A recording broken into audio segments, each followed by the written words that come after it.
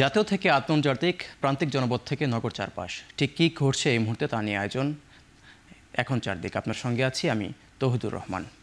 জুলাই ঘোষণাপত্রকে সংবিধানের চতুর্থ তফসিল বা অস্থায়ী বিধানে অন্তর্ভুক্তির পক্ষে মত দিয়েছে বিএনপি। ঐক্যমত্য কমিশনের দ্বিতীয় পর্যায়ের 11তম বৈঠক শেষে এই কথা জানান বিএনপির স্থায়ী কমিটির সদস্য সালাউদ্দিন আহমেদ। বিকেলে রাজধানীর ফরেন সার্ভিস একাডেমিতে এক ব্রিফিংয়ে বিএনপির স্থায়ী কমিটির সদস্য সালাউদ্দিন আহমেদ বলেন, জুলাই ঘোষণাপত্রকে সংবিধানের চতুর্থ তফসিল বা অস্থায়ী বিধানে অন্তর্ভুক্তি করতে চায় তার দল। এদিকে আপত্তি জানিয়েছে অভ্যুত্থানের পর গড়ে ওঠা রাজনৈতিক দল জাতীয় নাগরিক পার্টি। তাদের দাবি, সংবিধানের মূল প্রস্তাবনায় জুলাই ঘোষণাপত্র যুক্ত করতে হবে। এছাড়া জুলাই মাসের মধ্যেই মৌলিক সংস্কারের দলিল জুলাই ঘোষণাপত্র জারির উদ্যোগ নিয়ে রাজনৈতিক দলগুলোর সঙ্গে একের পর এক বৈঠক করছে জাতীয় ঐক্যমত্য কমিশন। আমরা গণ অভ্যুত্থান 2024 এর মর্যাদা, গুরুত্ব, মহিমা আমরা ধারণ করি। আমরা এটাকে স্বীকৃতি দিই, সারা জাতি স্বীকৃতি দেয়। এটাকে আমরা যথাযথ মর্যাদায়, যথাযথ স্থানে রাষ্ট্রীয়ভাবে স্বীকৃতি দিতে চাই।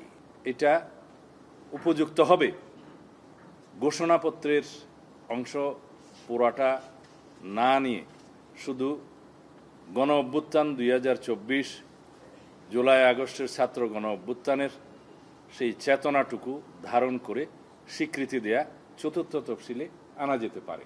জাতীয় নাগরিক পার্টি মনে করে বাংলাদেশে একটি নতুন সংবিধান প্রয়োজন, যার জন্য গণপরিষদ নির্বাচনের আয়োজন করতে হবে এবং সেই নতুন সংবিধানের প্রিয়াম্বলে, প্রস্তাবনায় জুলাই ঘোষণাপত্র সংযুক্ত করতে হবে এবং এই জুলাই ঘোষণাপত্র গাইডিং প্রিন্সিপাল হিসেবে রাষ্ট্র পরিচালনার মূলনীতির জায়গায় জুলাই ঘোষণাপত্রের সাংবিধানিক স্বীকৃতি এবং কার্যকারিতা নিশ্চিত করতে হবে। সরকার 3 আগস্টের মধ্যে জুলাই ঘোষণাপত্র দিতে ব্যর্থ হলে সারা দেশে ছাত্র জনতাকে নিয়ে আবারও মাঠে নামার হুঁশিয়ারি দিয়েছেন এনসিপির আহ্বায়ক নাহিদ ইসলাম। বৃহস্পতিবার দুপুরে মাগুরায় পৌঁছায় এনসিপির জুলাই পদযাত্রার গাড়িবহর। মাগুরা সদরে পদযাত্রা করেন দলটির শীর্ষ নেতারা। এ সময় চলমান সংকট, বিচার সংস্কার ও নতুন সংবিধান প্রণয়নের দাবিতে এই কর্মসূচি বলে জানান দলটির আহ্বায়ক। বলেন, দুর্নীতি ও চাঁদাবাজ মুক্ত দেশ গড়তে সবাইকে একসাথে কাজ করতে হবে। নাহিদ ইসলাম বলেন, জুলাইকে সবার কাছে পৌঁছে দিতে চায় এনসিপি। পাশাপাশি এই কর্মসূচির মধ্য দিয়ে নির্বাচনের আগে কোন জেলায় কী সমস্যা সে সম্পর্কে ধারণা নিচ্ছে দলটির নেতারা। মাগুরার পর নড়াইল হয়ে যশোরে কর্মসূচি পালন করবে এনসিপি।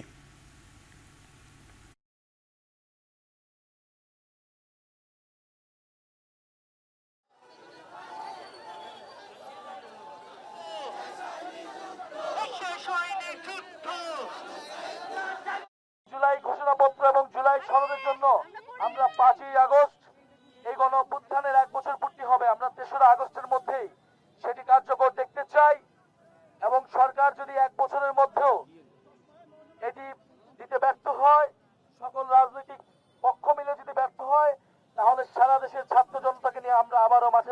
ডিসেম্বরের মধ্যে নির্বাচনের সব প্রস্তুতি নেওয়ার বিষয়ে প্রধান উপদেষ্টার নির্দেশনাকে ইতিবাচক হিসেবে দেখছে বিএনপির মহাসচিব মির্জা ফখরুল ইসলাম আলমগীর। আর ইনক্লুসিভের নামে আওয়ামী লীগকে নির্বাচনে সুযোগ দেওয়ার একটি আন্তর্জাতিক চক্রান্ত চলছে বলে মন্তব্য করেছেন জামায়াতের সেক্রেটারি জেনারেল মিয়া গোলাম পরোয়ার। দুপুরে জাতীয় প্রেস ক্লাবে বিএফইউজে ডিইউজে আয়োজিত এক আলোচনায় এসব কথা বলেন তিনি। আমাদের দেশে নির্বাচন আর সরকার পরিবর্তনের সময় আসলে পরাশক্তি যে খেলা হয়, সে খেলাও আমরা এখন কিন্তু দেখতে পাচ্ছি। আওয়ামী লীগকে ইলেকশনে স্পেস দেওয়ার জন্য কোন কায়দায় একটা inclusive election, refined Awami League, নানান ফিলোসফির নামে বাংলাদেশে নতুন কোনো দরজা ওপেন করার একটা আন্তর্জাতিক চক্রান্ত চলছে এদেশের মানুষকে ইউজ করে। ধন্যবাদ দিতে চাই এই ফোরাম থেকে যে তিনি নির্দেশ দিয়েছেন ডিসেম্বরের মধ্যে নির্বাচনের সংখ্যা গুছিয়ে রাখার জন্য নির্বাচন কমিশনকে। এটা একটা অত্যন্ত ইতিবাচক ব্যাপার, and he deserves thanks for that. আমরা আশা করবো যে নির্বাচন কমিশন এই কাজটা খুব দ্রুততার সঙ্গে শেষ করে তার নির্বাচনের একটা পরিবেশ তৈরি করবে। আমরা দাবি করছি যে এই নির্বাচনে যেন অবাধ, নিরপেক্ষ এবং সকলের কাছে গ্রহণযোগ্য হয়, সেই ধরনের একটা নির্বাচন যেন নির্বাচন কমিশন উপহার দিতে পারে এবং সেইভাবেই যেন কাজ করে। আওয়ামী লীগের যারা অপরাধী তাদের আইনের আওতায় আনার পাশাপাশি নিরীহ আওয়ামী লীগ সমর্থকদের রিকনসিলিয়েশন নিয়েও ভাবতে হবে।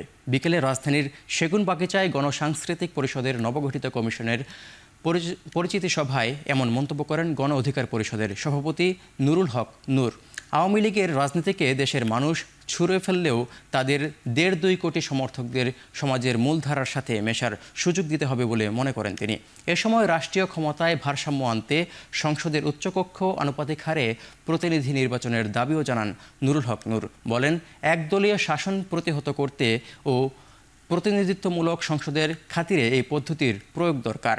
ক্ষমতার ভারসাম্য না আসলে দেশে আবারও গণ অভ্যুত্থান হতে পারে বলেও আশঙ্কা প্রকাশ করেন তিনি। রাজনীতিটা অনেক ক্ষেত্রেই ওই বলয় কেন্দ্রিক ছিল, কিন্তু অবশ্যই তাদের এই গণ অভ্যুত্থান পরবর্তী বাংলাদেশে রাজনীতি করার অধিকার থাকে না। তার মানে এটা নয়, যদি ধরেন 1 থেকে 1.5 কোটি মানুষ আওয়ামী লীগের সক্রিয় সমর্থক থাকে, আমি সবাইকে রাজনৈতিক অধিকার থেকে বঞ্চিত করার কথা বলছি না, আর বলাটা সঠিক মন্তব্য না।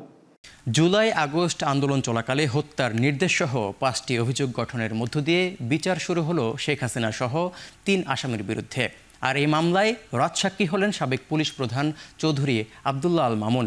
অপরাধের দায় স্বীকার করে আদালতে বলেন, জুলাই গণহত্যার সব রহস্য উন্মোচন করবেন তিনি। বৃহস্পতিবার বিচারপতি গোলাম মর্তুজা মজুমদারের নেতৃত্বে 3 সদস্যের ট্রাইব্যুনালে এই বিচার কাজ শুরু হয়। শেখ হাসিনার বিরুদ্ধে শিক্ষার্থীদের আন্দোলন দমনে গুলি চালানোর নির্দেশসহ 5টি অভিযোগ আনা হয়েছে। তার সঙ্গে আসামি করা হয়েছে সাবেক স্বরাষ্ট্রমন্ত্রী আসাদুজ্জামান খান কামাল ও সাবেক আইজিপি চৌধুরী আব্দুল্লাহ আল মামুনকে। আইন অনুযায়ী 21 দিন পর শেখ হাসিনার বিরুদ্ধে সাক্ষ্য গ্রহণ শুরু হবে। এদিকে ট্রাইব্যুনাল 2-এ আবু সাঈদ হত্যা মামলার পলাতক 26 আসামিকে হাজির হতে পত্রিকায় বিজ্ঞপ্তি প্রকাশের নির্দেশ দিয়েছে ট্রাইব্যুনাল।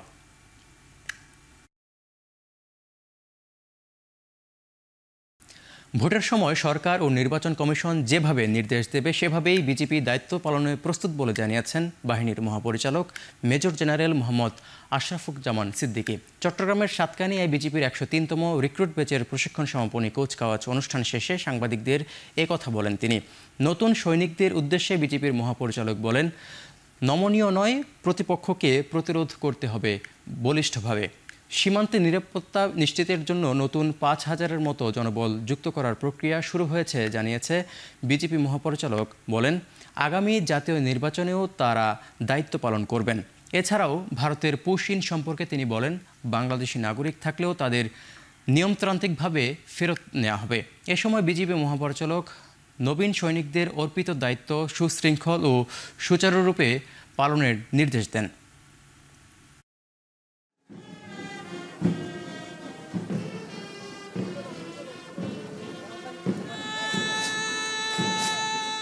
বাংলাদেশে জাতিসংঘের মানবাধিকার বিষয়ক হাই কমিশনারের কার্যালয়ের মিশন স্থাপন সংক্রান্ত সমঝোতা স্মারকের খসড়া চূড়ান্ত অনুমোদন দিয়েছে উপদেষ্টা পরিষদ। সকালে রাজধানীর তেজগাঁওয়ের প্রধান উপদেষ্টার কার্যালয়ে উপদেষ্টা পরিষদের বৈঠকে এই অনুমোদন দেওয়া হয়েছে। বৈঠকে সভাপতিত্ব করেন অন্তর্বর্তী সরকারের প্রধান উপদেষ্টা ডক্টর মোহাম্মদ ইউনূস। বৈঠক শেষে মন্ত্রী পরিষদ বিভাগের এক সংবাদ বিজ্ঞপ্তিতে এ তথ্য জানানো হয়েছে। অন্যদিকে নির্যাতন এবং অন্যান্য নিষ্ঠুর, অমানবিক বা অবমাননাকর আচরণ বা শাস্তির বিরুদ্ধে কনভেনশনের ঐচ্ছিক প্রোটোকলে বাংলাদেশের পক্ষভুক্ত হওয়ার প্রস্তাব অনুমোদন দেওয়া হয়েছে বলে জানিয়েছে মন্ত্রিপরিষদ বিভাগ। এছাড়া বৈঠকে অতিবৃষ্টির কারণে সম্প্রতি ফেনী ও নোয়াখালীতে বন্যা ও জলাবদ্ধতার বিষয়টি উপদেষ্টা পরিষদে আলোচনা হয়।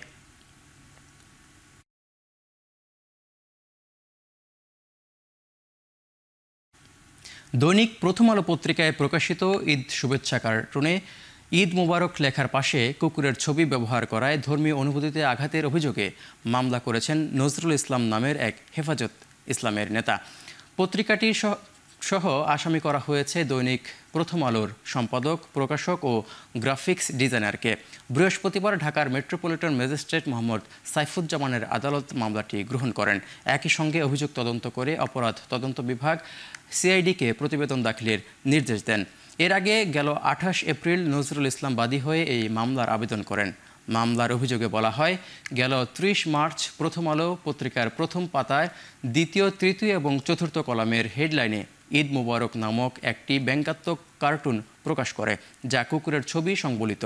ওই ব্যঙ্গাত্মক কার্টুনের মাধ্যমে ইসলাম ধর্মের পবিত্র উৎসবকে অবমাননা করা হয়েছে।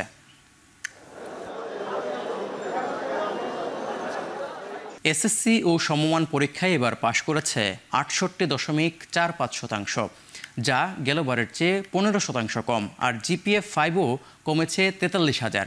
ঢাকা বোর্ডের পাশের হার ৬৭.৫১, সবচেয়ে ভালো করেছে রাজশাহী এবং পাশের হার সবচেয়ে কম বরিশাল বোর্ডে। একজন পাশ করেননি এমন প্রতিষ্ঠানের সংখ্যা ১৩৪টি। ছাত্রদের চেয়ে ছাত্রীদের পাশের হার বেশি ঢাকা বোর্ডে। এবছর ঢাকা বোর্ডের মোট পরীক্ষার্থী ছিল ৩,৮২,৪৯৫ জন। চট্টগ্রাম বোর্ডে এসএসসি পরীক্ষার্থীদের অংশ নেয় ১,৪১,০৩০ জন, যেখানে পাশ করেছে ৭২.৭%। জিপিএ 5 পেয়েছে ১১,৮৪৩ জন। তবে ১১টি বোর্ডের মধ্যে সবচেয়ে ভালো করেছে রাজশাহী বোর্ড। এবছর পাশ করেছে ৭৭.৬৩%। জিপিএ 5 পেয়েছে ২২,৩২৭ জন। এবারও সিলেট বোর্ডে পাশের হার ও জিপিএ 5 কমেছে, পাশ করেছে ৭০,০৯১ জন। বিভাগের ৪ জেলার মধ্যে সর্বোচ্চ পাশ সিলেট এবং সর্বনিম্ন মৌলভীবাজারে। এদিকে ফলাফলের সবচেয়ে পিছিয়ে বরিশাল বোর্ড, পাশের হার ৫৬.৩৮। ময়মনসিংহ বোর্ডে পাশ করেছে ৫৮.২২% শিক্ষার্থী।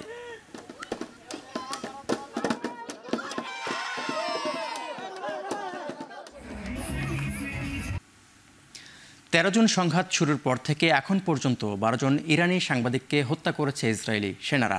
ইরানের রাষ্ট্রীয় সংবাদ সংস্থার বরাতে আরব নিউজ জানিয়েছে, দুই দেশের সাম্প্রতিক হামলায় সংক্রান্ত তথ্য যেন বিশ্ববাসীর কাছে না পৌঁছায় তা নিশ্চিত করতে বেছে বেছে গণমাধ্যম কর্মীদের হত্যা করেছে নেতানিয়াহু বাহিনী। ইসরায়েলি হামলায় নিহত এই সাংবাদিকদের সঙ্গে ইরানের বিপ্লবী রক্ষী বাহিনীর নিবিড় অভিযোগ ছিল দাবি করেছে তেহরান। পরমাণু অস্ত্র তৈরির দ্বারপ্রান্তে ইরান এমন অভিযোগের ভিত্তিতে গেল জুনে তেহরানের পরমাণু প্রকল্প লক্ষ্য করে হামলা চালায় ইসরায়েল। ২২ জুন আলাদাভাবে ইরানের নাতানজ, ফোর্দো ও ইস্পাহান এই ৩ পরমাণু স্থাপনায় বোমা হামলা করে যুক্তরাষ্ট্র। পরবর্তীতে ২৫ জুন অস্ত্রবিরতি রাজি হয় ইরান ও ইসরায়েল। ১২ দিনের ওই সংঘাতে ইরানে ১,০০০-এর বেশি মানুষের প্রাণহানি হয়েছে বলে জানিয়েছে দেশটির স্বাস্থ্য মন্ত্রণালয়। পাল্লেকেলেতে শ্রীলঙ্কার বিপক্ষে সিরিজের প্রথম টি-20-তে টসে হেরে ব্যাট করছে বাংলাদেশ।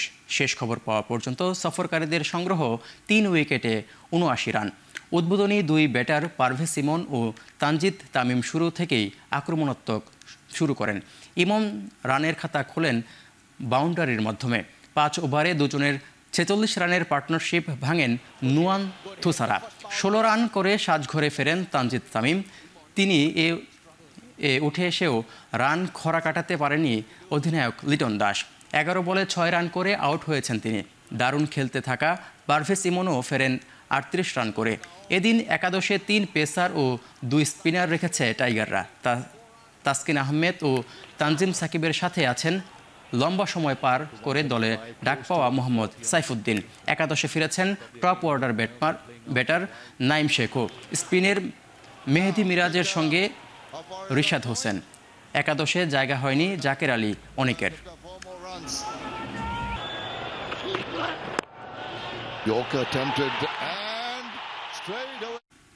শেষ করছে এখন চারদিক। এতক্ষণ সঙ্গে থাকার জন্য ধন্যবাদ।